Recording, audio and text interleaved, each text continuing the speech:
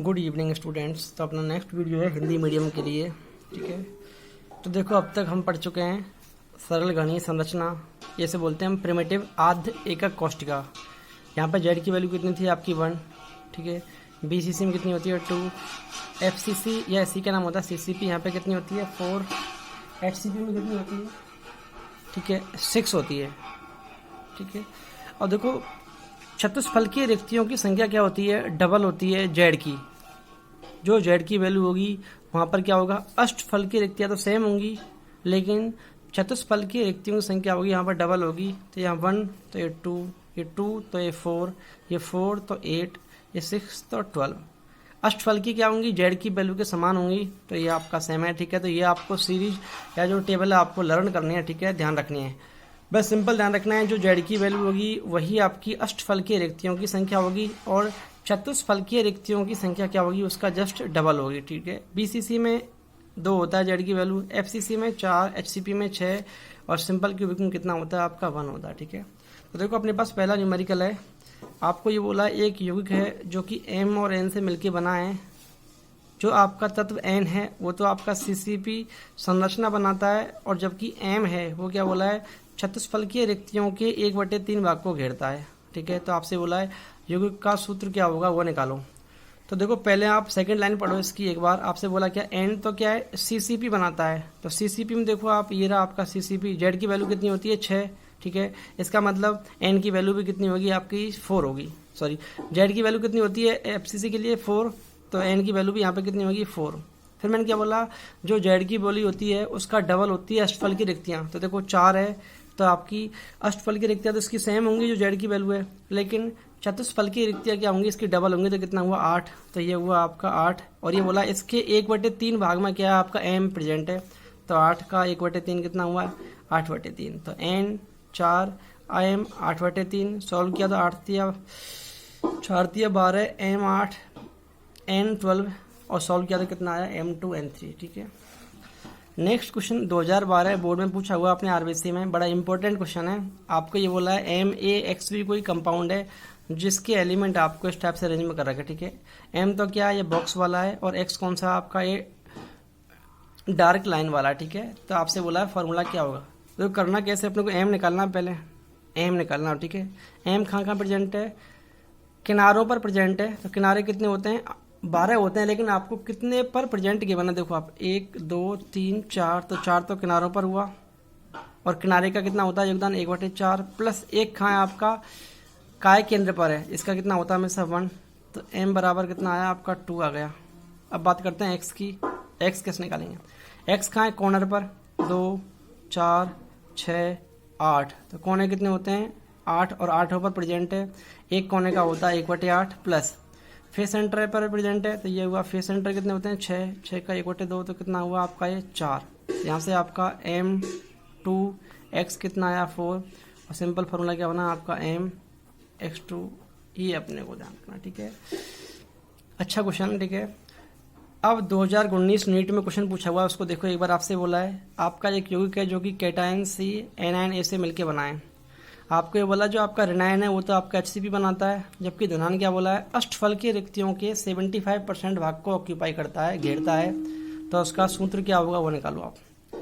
Second line पढ़ो वापस। ऋणायन क्या बोल रहा है, HCP बनाता है, तो HCP में आपकी जेड की वैल्यू कितनी होती है 6, तो ए की वैल्यू भी कितनी होगी आपकी 6 हो जाएगी। क्यों, ऋणायन का मतलब क्या होता है आपका एनायन, स्टार्ट आपका ऐसे होगा। ठीक है, अब जो जेड की वैल्यू होती है वही होती है आपकी अष्टफलकीय रिक्तियों की संख्या, तो ऑक्टाहेड्रल वर्ड्स कितनी होंगी 6, जबकि चतुष्फलकीय रिक्तियाँ क्या होंगी, जेड का डबल होंगी, तो कितनी हो जाएंगी आपकी ये 12। आपसे बोला क्या है धनायन मतलब कैटायन C, अष्टफलकीय रिक्तियों की ये कितनी है 6, तो 6 का 75%, तो 75/100, सॉल्व किया तो कितना है आपका 9/2।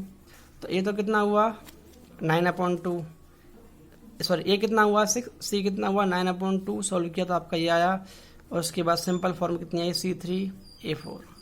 ठीक है, अब देखो अपने पास 3 डेरिवेशन है संकुलन दक्षता निकालने के। ठीक है, 3 स्ट्रक्चर पढ़ेंगे हम। ठीक है, सरल गणीय में, बीसीसी में और एफसीसी में। ठीक है, तो देखो संकुलन दक्षता क्या होती है। तो देखो जैसे मेरे पास ये कोई बॉक्स गिवन है।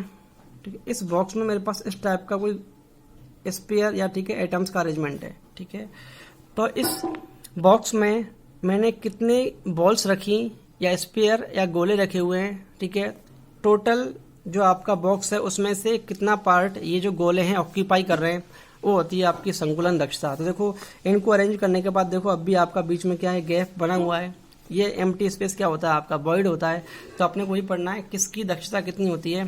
तो फॉर्मूला क्या होगा इसका, मतलब जो आपका इकाई अवयव है ना, उनके द्वारा कितना आयतन घेरा जा रहा है टोटल आयतन में से, वो क्या होगा, आपका संकुलन दक्षता होगा। नीचे से क्या आएगा, इकाई कोष्ठका का आयतन इनटू इकाई कोष्ठका में उपस्थित अणुओं या स्पेयर्स का आयन आएगा, ठीक है। और परसेंटेज में क्या होगा आपका 100। तो पहली अपनी कौन सी है, सरल घनीय संरचना, सिंपल क्यूबिक स्ट्रक्चर, ठीक है। और मैंने बोला भी था आपको इसमें क्या होते हैं, आपके एटम्स क्या होते हैं, कॉर्नर पर होते हैं, ठीक है। तो मैं आपको बताता हूँ एक बार ऐसे बना के। यहाँ पे ये मेरे पास एक घन गिवन है, ठीक है। एटम्स कहाँ होते हैं, कॉर्नर पर। तो 1 2 3 4 5 6 7 8, ठीक है। अब ध्यान रखना है इस घन में ये तो लेंथ ये ए है, विड्थ ये भी ए है, और इसकी हाइट भी क्या ए है। क्यों, घन में आपकी सभी साइड क्या होती हैं, समान होती हैं, लंबाई चौड़ाई ऊंचाई। तो मैंने इसके 2 एलिमेंट को लिया है। तो ये जो आपके कॉर्नर पर जो आपके स्फीयर है ना, ये क्या होते हैं, आपस में टच करते हैं ऐसे।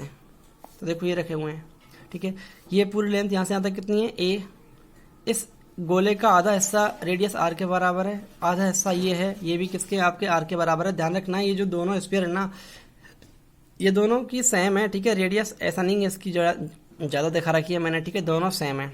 तो देखो आर प्लस आर कितना हुआ, 2r, जबकि गिवन कितना आपका ए, इसका मतलब ए बराबर कितना हुआ, 2r। एक तो अपने पास रिलेशन ये आ चुका है, ठीक है। अब हम बात करते हैं जेड की। जेड क्या होता है, number of atoms present in unit cell, इकाई कोशिका में उपस्थित अणुओं की संख्या।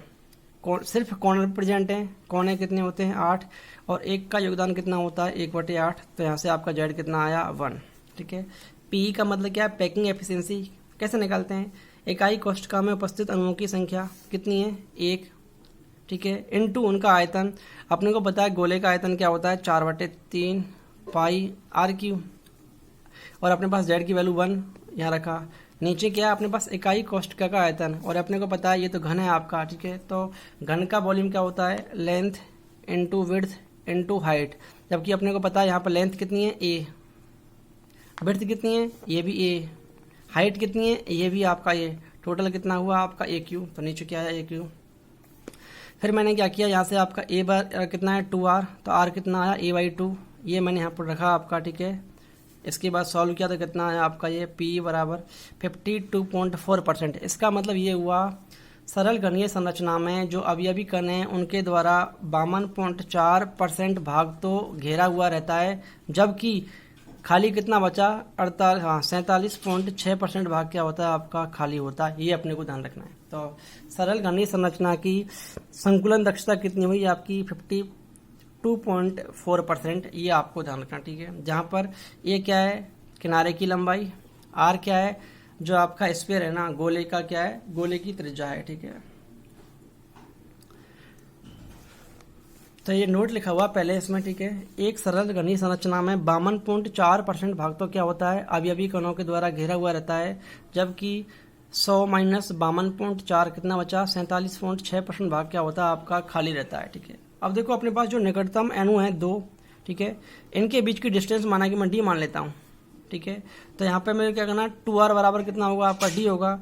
तो देखो आपने क्या किया, ये जो आपका फॉर्मूला के बना है, a बराबर 2r, और मैंने क्या बोला है, 2r बराबर क्या पुट करना अपने को, डी। यहाँ से कितना आया आपका, a बराबर डी। तो ध्यान रखना है, देखो ये a बराबर 2r तो कितना है, किनारे की लंबाई और गोले की त्रिज्या के बीच में संबंध है, जबकि ये क्या है, दो निकटतम अणुओं के बीच की डिस्टेंस डी है ना, तब किनारे की लंबाई और दो निकटतम अणुओं के बीच की डिस्टेंस के बीच में संबंध है, a बराबर डी, ठीक है।